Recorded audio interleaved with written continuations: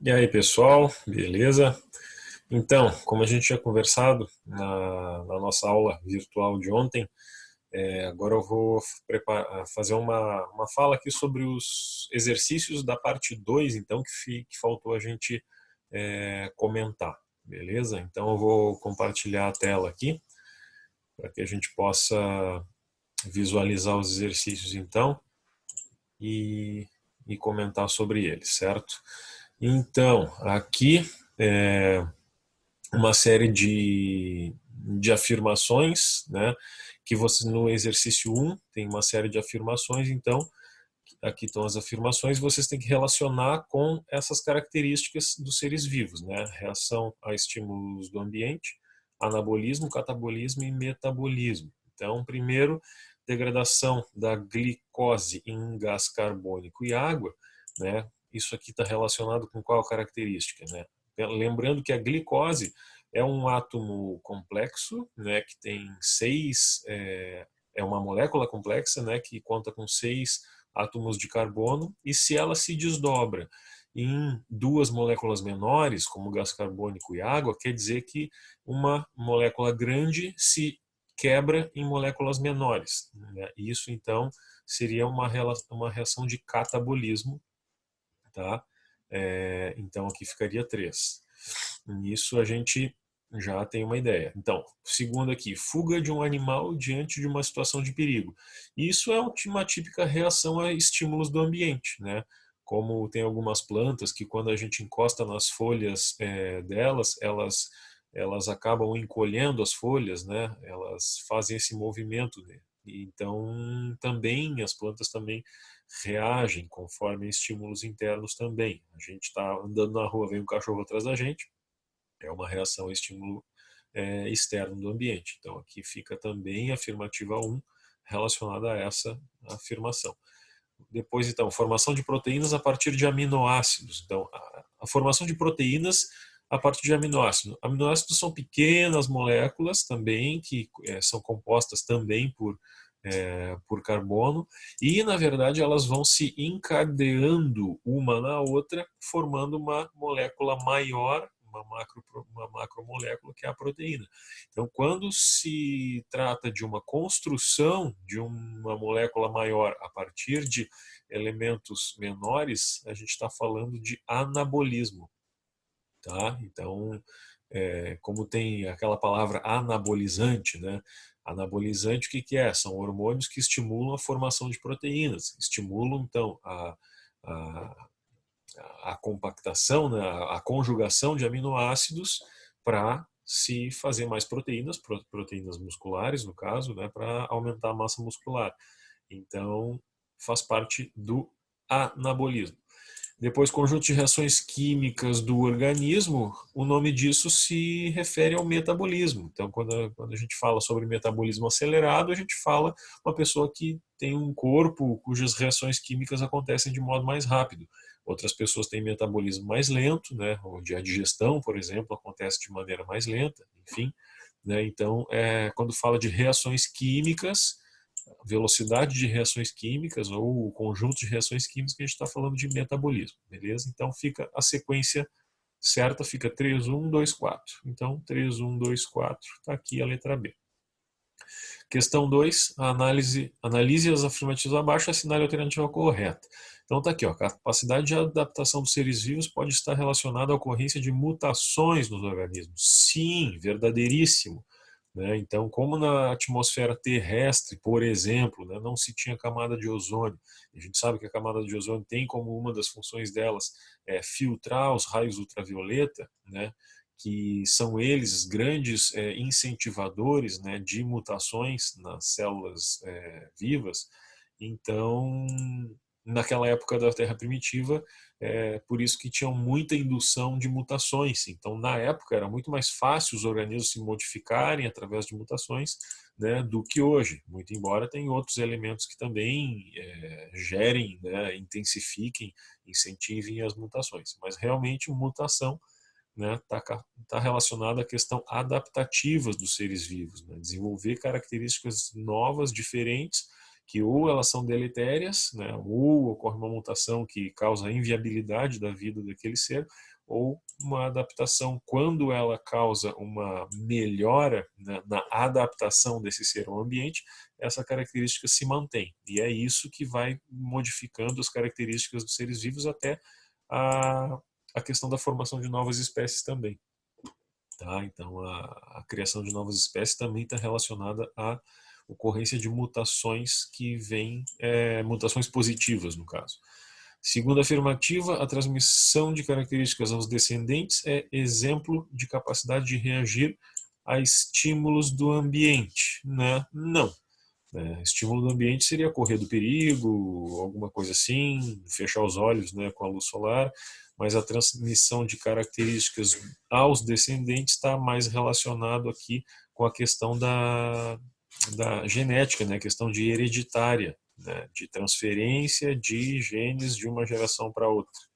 Então, essa segunda afirmativa está errada. Depois, os animais, assim como as plantas, apresentam capacidade de realizar movimentos. Sim, algumas plantas, como falei, têm essa capacidade, né?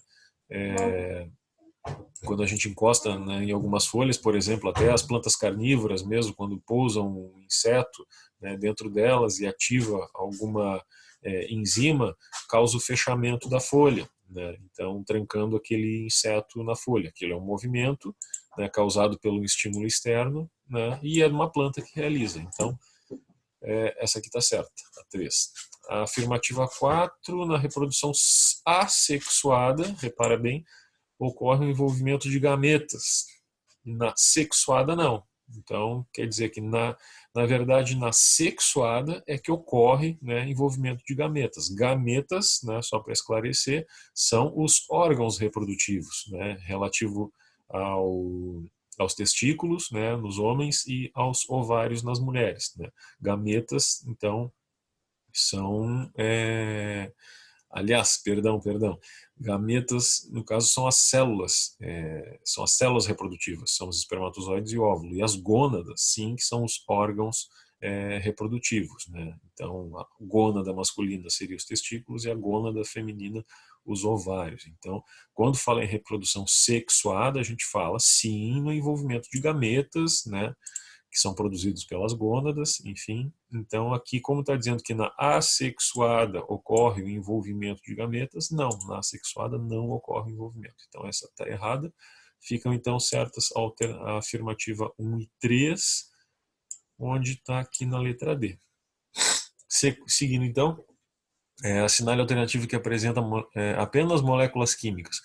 Só lembrem o seguinte, quando eu falo em molécula, eu falo em conjugação de átomos químicos para formar uma estrutura coesa, uma estrutura molecular, né, composta por dois ou mais átomos. Então, qualquer átomo que vocês verem sozinhos aqui, tipo H, quer dizer um átomo de hidrogênio, né? Aqui, só um K é um átomo de potássio, um átomo de oxigênio, um átomo de iodo.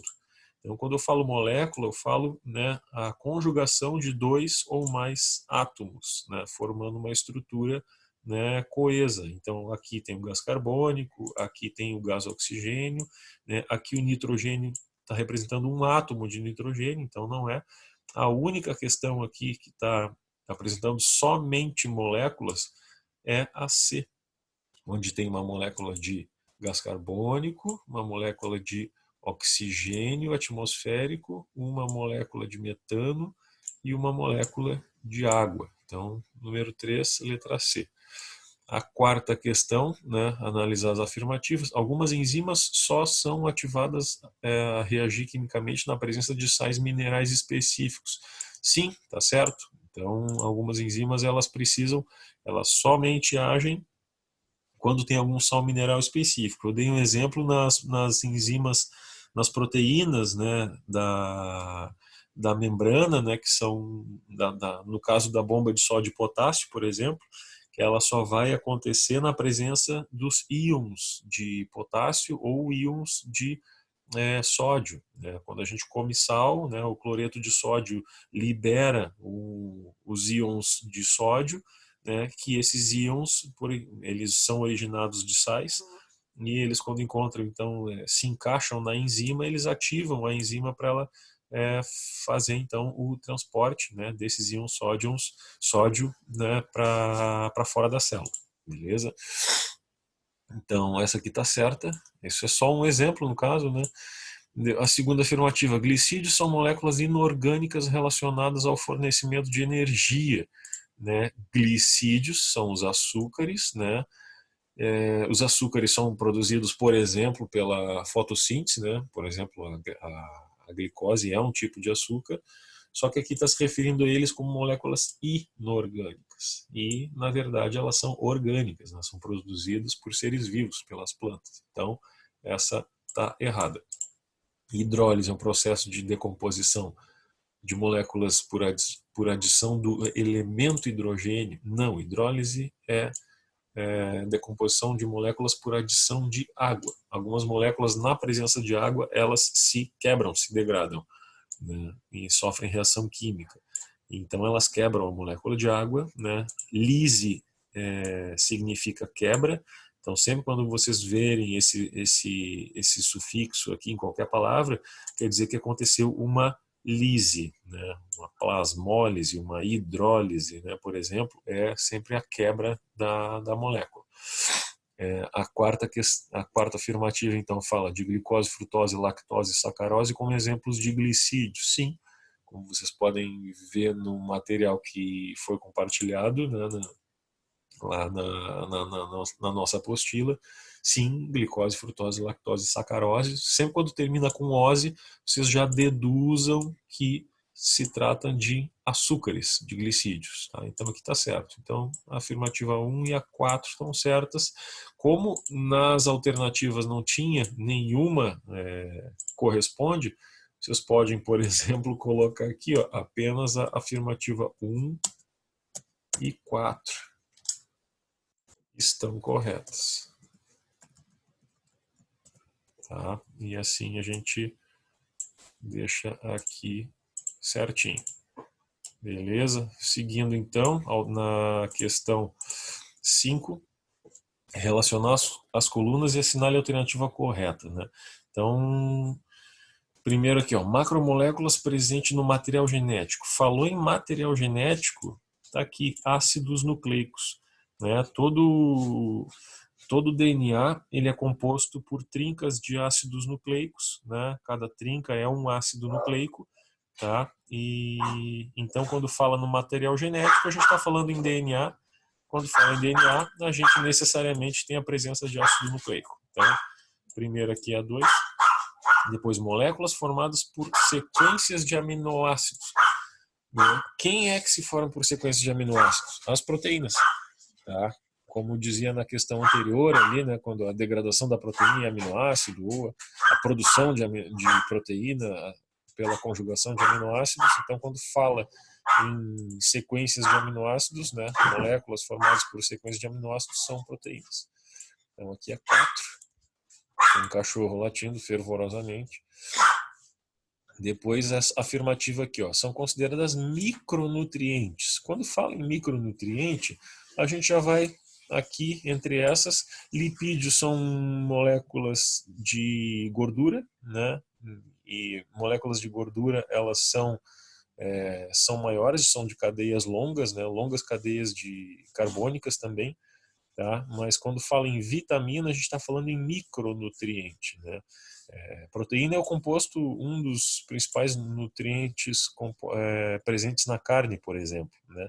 Que a gente deve ter um suprimento diário, né, bastante grande. Então a gente fala de macronutriente, quando são os nutrientes que a gente precisa um consumo maior, né, em quantidade por dia, né?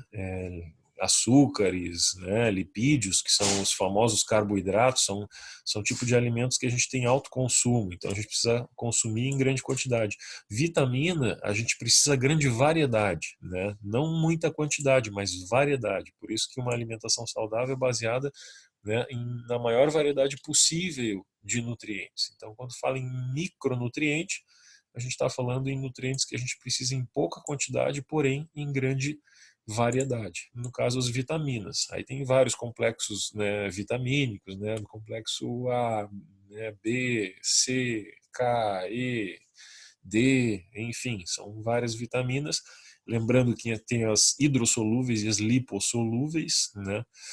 As, as hidrossolúveis são aquelas que são solúveis em água, na vitamina C, por exemplo, né, que a gente tem que fazer um consumo diário, e as outras, as lipossolúveis, são as que ficam armazenadas no tecido adiposo. Então, por isso que o nosso corpo tem capacidade de armazenar, e isso faz com que elas não tenham necessidade de serem ingeridas diariamente, que aí é complexo D, E, K, né, como consta no nosso material. Então, micronutrientes fala de vitamina, então aqui é 3.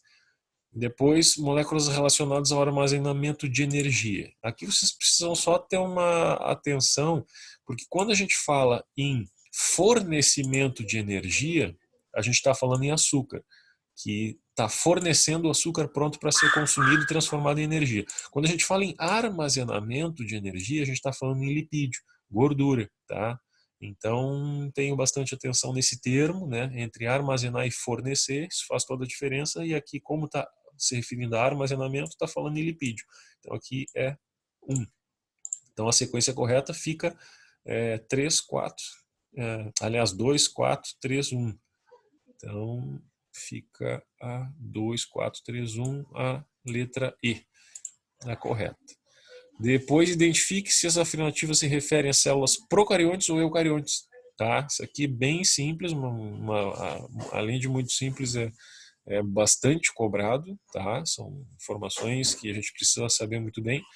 Né? Onde fala ali, ó, não possui núcleo delimitado por carioteca. A gente sabe que a principal característica que diferencia procarionte de eucarionte é a questão da presença de organelas membranosas, né, dentro da célula. Então, nisso inclui a membrana do próprio núcleo, né? Então, os procariontes, eles têm a carioteca primitiva, isto é, sem delimitação de membrana. Então, se não tem núcleo delimitado por membrana, está falando de procarionte, aqui é um. Aqui, então, possuem organelas membranosas. Se possui organelas membranosas, é eucarionte. Tá? Essa é a diferença principal. Células animais e células vegetais. Bom, a gente está falando do reino animal, reino vegetal. A gente está falando de seres complexos, né? Então a gente está falando de eucariontes. O único reino que tem células procariontes é o reino Monera, das bactérias. Então, quando a gente falar em protozoários, em algas protistas, em fungos, a gente está falando de eucarionte. Só falamos em procarionte quando a gente se refere a bactérias, reino Monera, beleza? Então, aqui, ó, material genético situado na região do nucleóide. Então, aqui, se ele está dizendo que o material genético está na região do nucleóide e não no núcleo, né? Quando a gente fala em núcleo, quer dizer que o material genético está dentro de uma estrutura delimitada por membrana, que seria o núcleo. Né? Como aqui fala da região nucleóide, é a região em que o material genético, tá, se concentra em bactérias, né, e em células que não têm um núcleo delimitado. Então, como eles não têm núcleo delimitado por membrana, o material genético deles fica numa região chamada nucleóide. Então, aqui é procarionte. Sequência correta, então, fica 1, 2, 2, 1. Letra A. A sétima questão, né, sobre a membrana plasmática celular, é incorreto afirmar.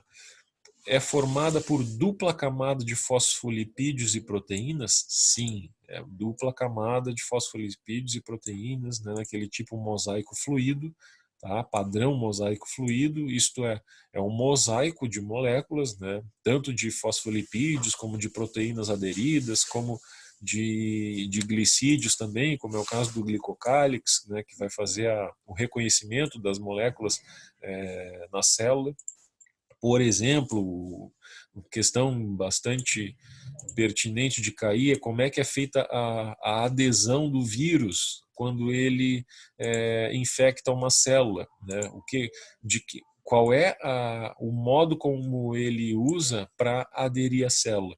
O vírus ele vai codificar, ele vai ter uma associação com o glicocálix, que são as glicoproteínas que também fazem parte do mosaico da membrana, e é a partir do glicocálix que ele vai se reconhecer, né, ele vai ser reconhecido como uma substância positiva para a célula, né, por mais que ele não seja, e ali ele vai ser então colocado para dentro da célula pelas proteínas aderidas ao glicocálix, né, aos glicídios que reconhecem, e então eles conduzem esse material através das proteínas, que são as proteases, né, e aí vai fazer com que a cápsula do vírus ela seja aderida à membrana, e a partir daí então o material genético flui de dentro da cápsula do vírus para dentro do citoplasma, e então esse material genético é direcionado ao núcleo, e aí começa o estrago. Aí o núcleo da célula ele recebe o material genético do vírus, que faz com que ela trabalhe para ele, né, multiplicando então esse DNA e fazendo várias réplicas dele mesmo, até que a célula esteja cheia do vírus, até que ela rompe a membrana plasmática e libera então esse monte de vírus ou tanto na corrente sanguínea ou também de volta para as vias aéreas. Tá? Na letra C, então aqui, ó, padrão de mosaico fluido e permeabilidade seletiva. Isso sim é função da membrana, né? Então ela seleciona aquilo que é bom ou não para a célula, né? E somente aquilo que ela entende bom, ela permite que seja colocado para dentro ou para fora da célula. Letra C, então, apenas células eucariontes possuem essa estrutura. Será que somente os eucariontes possuem membrana plasmática? Na verdade, não, né? Então, quais são as estruturas que toda célula viva possui? Né? Citoplasma, membrana e núcleo. Então, as procariontes elas não têm organelas delimitadas por membranas, mas a membrana plasmática todas elas têm. Tá? Então, a certa aqui fica a letra C. Depois, realiza especializações, tais como microvilosidades, invaginações e desmossomos. Sim, a membrana plasmática ela tem essas especializações dependendo de qual tecido a célula faz parte. Né? As microvilosidades, por exemplo, são tipo são prolongamentos da membrana que faz com que aumente a área de contato da célula com o meio, por exemplo, as células do nosso trato digestivo, que fazem a absorção dos nutrientes, quanto maior for a área de contato, melhor adaptada, mais fácil é a absorção, né, das células do intestino fazem dos nossos nutrientes. Então, microvilosidades são essas especializações com essa função de aumentar a capacidade de absorção. Invaginações, aqui, por exemplo, lá em protozoários, por exemplo, quando vão ingerir algumas moléculas líquidas, né, elas fazem com que a membrana se dobrem para dentro, formando vesículas, né, que vão embolsar alguns líquidos que vão ser conduzidos para dentro da célula para que esse líquido seja digerido. Então, né, os nutrientes resultantes dessa digestão vão ser direcionados então para as funções específicas dentro da célula. Né? Então, invaginação é o que permite essa endocitose, né? Essa colocação de material de fora para dentro da célula. E desmossomos aqui são especializações que a gente encontra na epiderme, por exemplo, que vão na nossa pele, né? Na parte externa da pele, que vão aumentar a adesão entre as células, né? A nossa pele ela é muito coesa, né? Muito unida uma célula com a outra. Então, os desmossomos são essas estruturas que aumentam então a aderência entre as células da pele, né? Para que ela não se separe com facilidade. Né? Vocês imaginem como seria ruim se a nossa pele se separasse com facilidade. Letra E, forma projeções conhecidas como pseudópodos. Sim, né? Por exemplo, nas amebas, que são protozoários que usam pseudópodo para se locomover e também para se alimentar, né? Pseudópodos são projeções da membrana que muitas vezes eles abraçam algumas partículas, tá? Que estão no meio, e quando eles abraçam essas partículas, né? Eles acabam também formando vesículas, né? Que são os fagossomos, no caso. Quando é partícula sólida, forma o fagossomo. Quando é partícula líquida, forma o pinossomo. Né? Então, Os pseudópodos também são especializações da membrana. Então aqui fica na 7, letra C.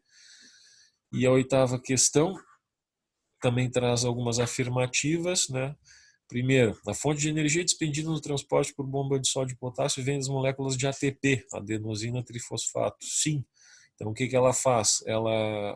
Os íons cálcio, eles se encaixam, né, nos receptores da protease, né, da proteína que faz a bomba de sódio e potássio, e eles só são levados para o lado de fora da célula quando uma molécula de ATP, isto é, uma molécula formada por duas partes de fósforo, né? O T vem de trifosfato, então são três grupos fosfato ligado a ela, e quando ela se transforma de ATP para ADP, um desses grupos fosfato ele é separado da célula, formando um ADP.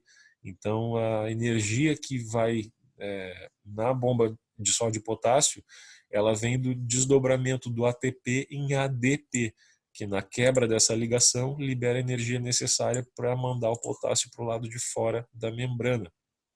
Tá? Contra um gradiente de concentração, como é contra o gradiente de concentração, é preciso de energia para isso. Então, trata-se de transporte ativo.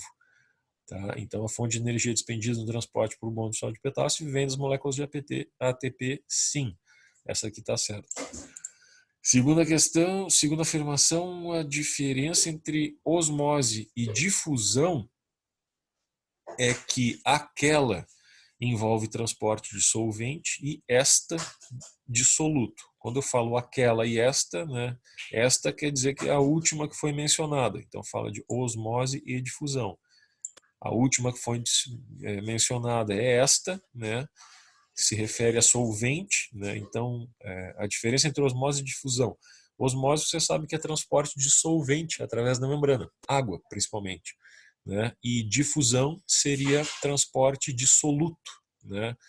Por exemplo, molécula de gás carbônico, molécula de oxigênio, por exemplo, né? Então aqui está dizendo que aquela, isto é, a osmose, envolve transporte de solvente, né? Osmose, solvente, tá certo. E difusão, soluto. Então tá certo a afirmativa. Terceira afirmativa, a difusão facilitada depende da participação de proteína carreadora. Sim, é a proteína carreadora, né, a protease, que facilita, né, o transporte de moléculas maiores, né, que não conseguem atravessar a dupla camada fosfolipídica. Então, como as fendas, né, o espaço entre as moléculas de fosfolipídio são muito pequenas, só permite passagem de água, de gás carbônico, de oxigênio, que são moléculas bem menores. Né? Quando chega uma molécula de glicose, que tem 6 carbonos, por exemplo, ela não consegue passar por ali. Aí ela só vai conseguir fazer esse transporte através da facilitação dessas proteínas carreadoras. Tá? Então, por isso que fala de difusão facilitada, porque essas proteínas facilitam, então, esse transporte. Então, a afirmativa 3 está certa.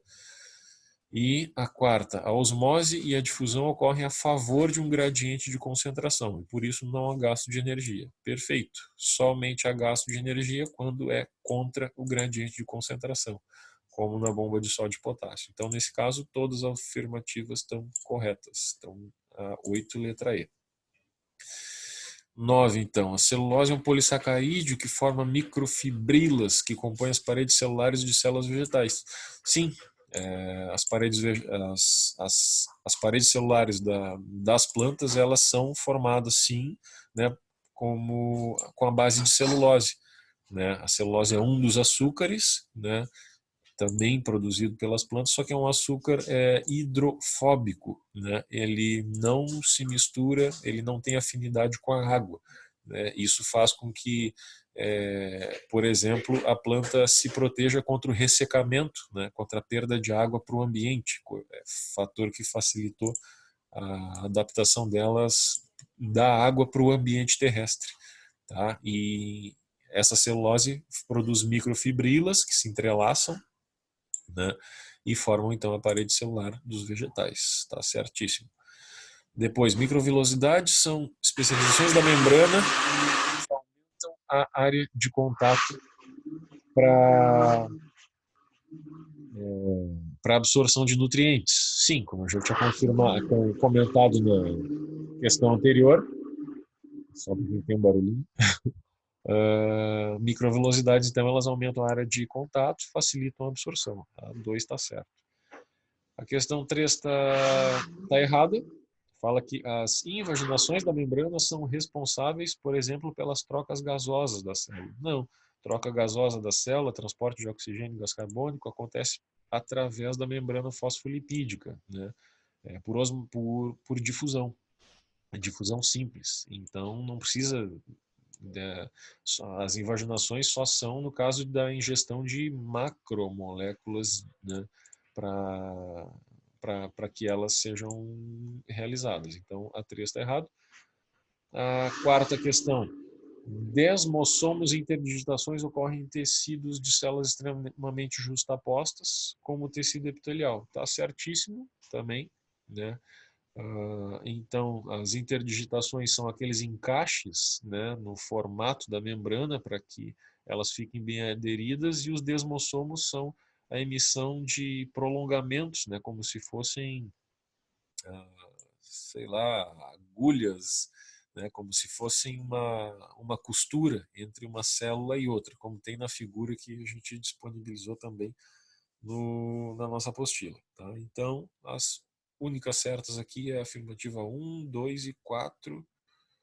Então, quer dizer que somente a 3 está incorreta. Então, número 9, letra D. E a última questão, né, assinale a afirmativa incorreta. Vitaminas hidrossolúveis são aquelas que devem ser consumidas diariamente.